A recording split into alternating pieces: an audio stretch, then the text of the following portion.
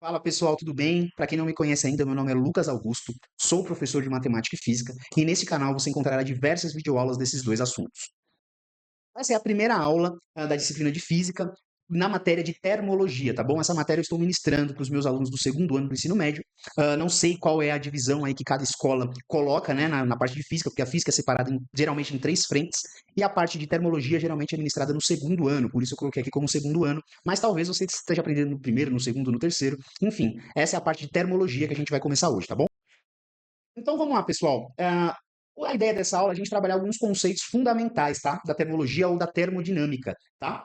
E o primeiro conceito muito importante é a gente entender o que que é a temperatura, tá bom? Pessoal, a gente sabe que toda matéria, né? Matéria é tudo aquilo que ocupa espaço, né? Espaço físico, né? No nosso universo. Toda matéria é formada por partículas, né? Moléculas. E o que que é a temperatura? É a medição da agitação dessas partículas em função aí da energia térmica que é colocada sobre ela, tá bom? Então, quanto maior a energia térmica, maior vai ser a agitação dessas moléculas, né? E quanto menor a energia térmica, menor vai ser a agitação dessas moléculas. Então, um exemplo prático é o gelo. Se você verificar aí um cubinho de gelo, dá uma olhada no cubinho de gelo, pega seu freezer e abre um cubinho de gelo. Você vai ver algumas partículazinhas lá bem no meio do gelo, essas são as moléculas de água, tá? Que elas estão bem comprimidas, né? Elas estão em baixa agitação. Portanto, elas estão mais comprimidas, né? Por isso que quanto menor a temperatura, maior a pressão que essas moléculas exercem uma sobre a outra.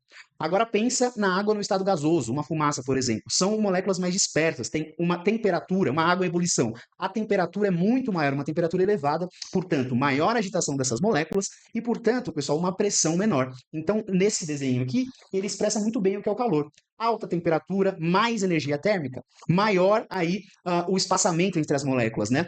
Maior a agitação entre as moléculas e a pressão é menor, porque elas estão mais espaçadas. Já alguma coisa mais fria, com menos energia térmica, a pressão é maior, porque as moléculas estão mais juntas, porém se agitando um pouquinho menos, beleza? E o calor, né? Agora, por exemplo, está uma temperatura elevada aqui na cidade de São Paulo, eu sou de São Paulo, estou até transpirando aqui, e o meu corpo está perdendo calor, né? O que é o calor, pessoal? O calor é a energia térmica em trânsito, tá? É muito importante essa palavra trânsito, essa palavra movimento, tá? Então, o calor é a energia térmica em trânsito que vai espontaneamente, né? Sem nenhuma interferência do meio. Ela vai espontaneamente de um corpo que tem uma temperatura maior para o corpo de uma temperatura menor. Então, um exemplo prático aqui. Pô, tá muito calor em São Paulo, certo? Então, a tendência é esse calor, né, que é a atmosfera aqui, que, por exemplo, o meu quarto está numa temperatura maior, a atmosfera está numa temperatura maior, ela transfere espontaneamente essa temperatura para o meu corpo, né? Então, por isso que eu estou transpirando. Então, essa imagem, ela ilustra muito bem isso daqui. Ou um outro exemplo, pega uma panela quente, coloca um pedaço de metal do lado. Você vai ver que rapidamente esse metal também vai ficar quente, porque há uma transmissão de calor, uma transmissão espontânea, tá? Dessa a temperatura maior para esse corpo que tem uma temperatura menor. Então, este desenho aqui, ele expressa muito bem tudo aquilo que a gente está falando. Uma extremidade quente encostada numa extremidade fria. Aos poucos, a extremidade quente vai ficando menos quente nessa região e a extremidade fria vai ficando cada vez menos fria, certo? E a tendência, né, com o passar do tempo, é esse corpo, esses dois corpos entrarem em uma coisa que chama equilíbrio térmico, que é o próximo slide. Então, o térmico nada mais é do que isso que eu acabei de falar. Depois de um determinado tempo, esses corpos, né, dois ou mais corpos, depois de um determinado tempo, eles atingem a mesma temperatura, certo? Um exemplo prático também e fácil de a gente lembrar é o termômetro. Como é que você mede a temperatura do seu corpo? Com um termômetro, certo? Pode ser um termômetro digital, um termômetro de mercúrio, mas o que acontece? Qual é o fenômeno físico que explica isso? É o equilíbrio térmico. O termômetro está naquela temperatura padrão, coloco ele no meu corpo, à medida que o tempo passa, por isso que a gente espera um tempinho até ele apitar, o termômetro entra em equilíbrio térmico com o meu corpo e dá a medição da nossa temperatura. E esse fenômeno, pessoal, ele é explicado pela lei zero da termodinâmica, que a gente chama de lei zero da termodinâmica, que é basicamente o que eu falei, né? Mas de uma forma mais acadêmica falando, é o seguinte: se dois corpos, A e B, estão em equilíbrio térmico com um terceiro corpo, C, então a dedução lógica é que A e B estão em equilíbrio térmico entre eles. Então, faço também. Eu pego o meu termômetro, que no caso aqui pode ser representado pelo corpo C, meço minha temperatura, dá 36 graus. Depois eu pego esse mesmo termômetro, meço um outro corpo humano, também dá 36 graus. Qual que é a conclusão lógica? Que os corpos A e B, o meu corpo e o corpo de outra pessoa, estão em equilíbrio térmico. O que é estar em equilíbrio térmico? Estão com a mesma temperatura. E aí a gente entra numa coisa muito importante, né, que é a construção de escalas termométricas, né? Você já parou para pensar como o termômetro mede a temperatura que está no seu corpo? Bom, primeiro, a gente precisa definir uma grandeza termométrica, beleza? O que é uma grandeza termométrica? Alguma coisa que varie conforme varie, sei lá, o seu tamanho, alguma coisa varia, alguma característica física ou química dessa grandeza varie em função da temperatura, certo? Um exemplo, por exemplo, é uma coluna de mercúrio, certo? E até eu coloquei até um slide aqui falando de como funciona o termômetro de mercúrio. Esse termômetro aqui é um termômetro antigo, talvez se você é novinho, você nem saiba, nunca tenha visto um desse, mas eu usava muito na minha época. Como é que funciona um termômetro de mercúrio? Tem um bulbo de mercúrio conectado a um tubo de vidro, né? O vidro, ele é um autopropagador de calor, ele conduz muito bem o calor, certo? E aí, à medida que a temperatura vai subindo, o mercúrio vai se dilatando, certo? O mercúrio se expande no tubo, ou seja, ele varia em função do aumento da temperatura. E aí é feita uma escala e a gente consegue ler a nossa temperatura, a temperatura do nosso corpo. Um termômetro digital funciona similar a isso, só que a gente coloca, em vez do mercúrio, tem um componentezinho eletrônico lá que chama termistor, que aumenta a resistência elétrica conforme aumenta a temperatura. E aí, com um pequeno microcontrolador ali, ou com um pequeno circuito elétrico ali, a gente consegue fazer essa medição. E aí, qual que é o segundo passo? A gente pegar essa grandeza física que varia em função da temperatura, e aí a gente tem que colocar numa referência. Uma referência que vai ser a nossa temperatura mais baixa, e depois em uma referência que vai ser a temperatura mais alta. E aí a gente consegue medir qualquer corpo, né? A gente consegue medir qualquer coisa através da variação, comparando a menor temperatura, a referência mínima, e a referência máxima, tá? Só para função de conhecimento, na física a gente utiliza muito o ponto de fusão da água e o ponto de ebulição da água. Então essas temperaturas vocês precisam saber, tá? E geralmente a gente conhece em graus Celsius, tá? Só a título de curiosidade também, a gente vai ver isso em aulas mais para frente. Usualmente, né, o que os vestibulares mais pedem são essas 3 escalas termométricas aqui: os graus Celsius, o Kelvin e o Fahrenheit, tá bom?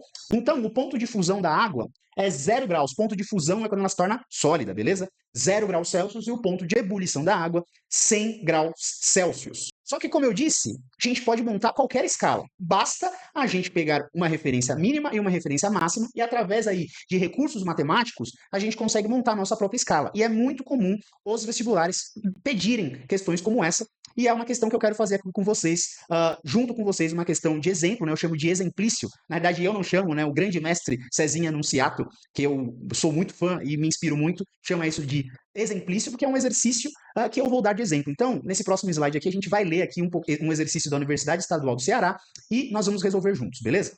Então, olha lá, vamos ler o exercício. Um estudante de física resolveu construir uma escala termométrica X e observou que uma variação de 40 graus na escala Celsius corresponde a uma variação de 60 graus na escala X. Sabendo que 20 graus corresponde ao ponto de fusão da água, é correto afirmar que o ponto de ebulição da água em graus X é igual a... Bom, dá uma pausa nesse vídeo, tenta resolver você, e na sequência aqui a gente vai resolver juntos aqui, beleza? Então vamos lá, pessoal, vamos resolver esse exercício aqui juntos, tá? Analisando aqui o que o exercício nos disse. O que eu recomendo fortemente? Você fazer aqui uma escala, né? Uma escala tanto para graus Celsius, deixa eu só arrumar aqui minha mesa digitalizadora, agora vai. Uma escala para graus Celsius, certo? Você pode fazer aí uma reta para graus Celsius, vou colocar aqui graus Celsius, certo? E uma escala, deixa eu fazer melhor aqui, ó, uma escala para graus Celsius e uma escala para essa grandeza aqui, né? Para essa escala que ele chamou de X. Então eu vou chamar aqui de graus Celsius, certo? Vou fazer melhorzinho aqui, graus Celsius e graus X.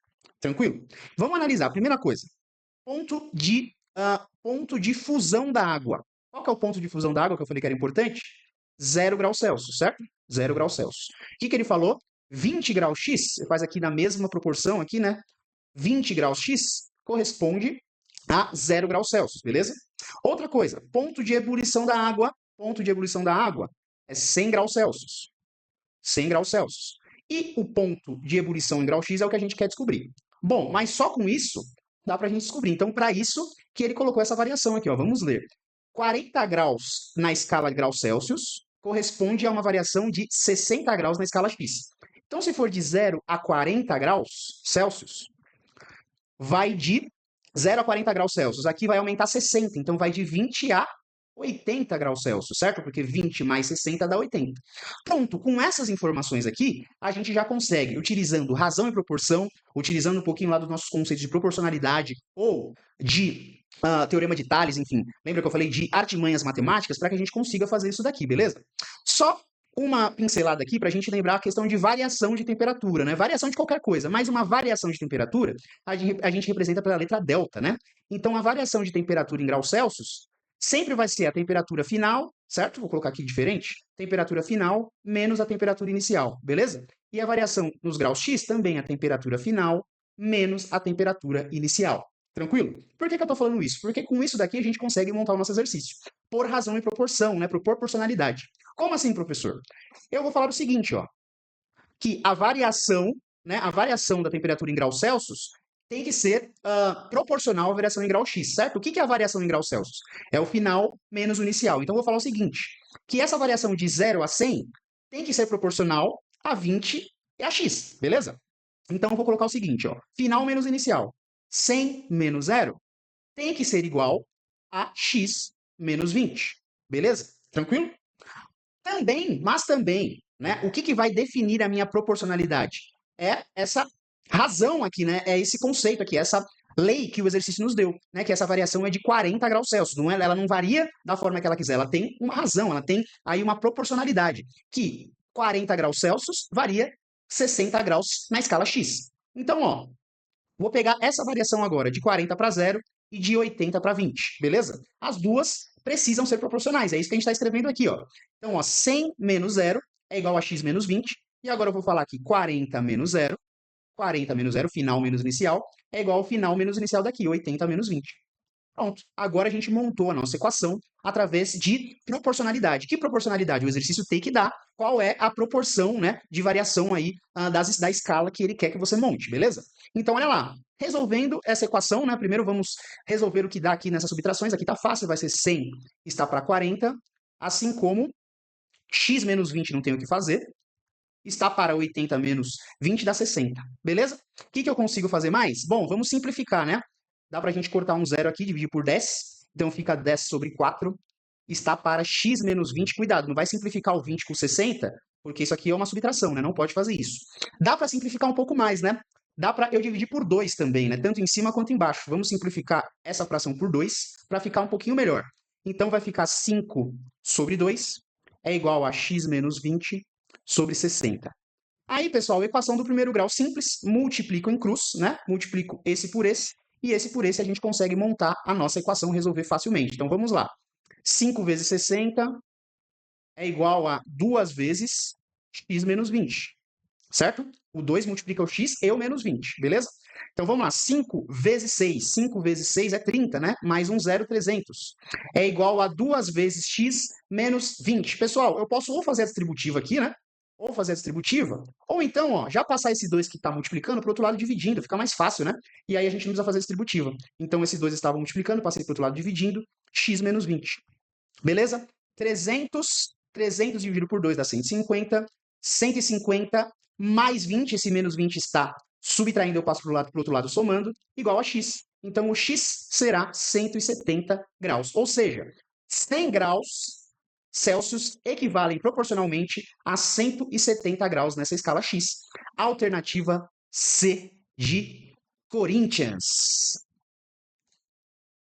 Então é isso, pessoal. Aqui foi nossa primeira aula, né, de conceitos iniciais. Eu espero que tenha sido claro, tá? Se vocês tiverem alguma dúvida, por favor, deixe aqui nos comentários. E lembrando que essa é só a primeira aula. Tem muita coisa que a gente vai ver pra frente. Vamos fazer mais exercícios também, tá bom? Vai ter vídeo só de exercícios sobre isso. Não esquece de deixar o seu like, curtir aí esse vídeo, compartilha com os colegas, se inscreva no canal. Se você não me segue também nas redes sociais, no Instagram, no TikTok, Prof. Chulapa, lá também você me acha.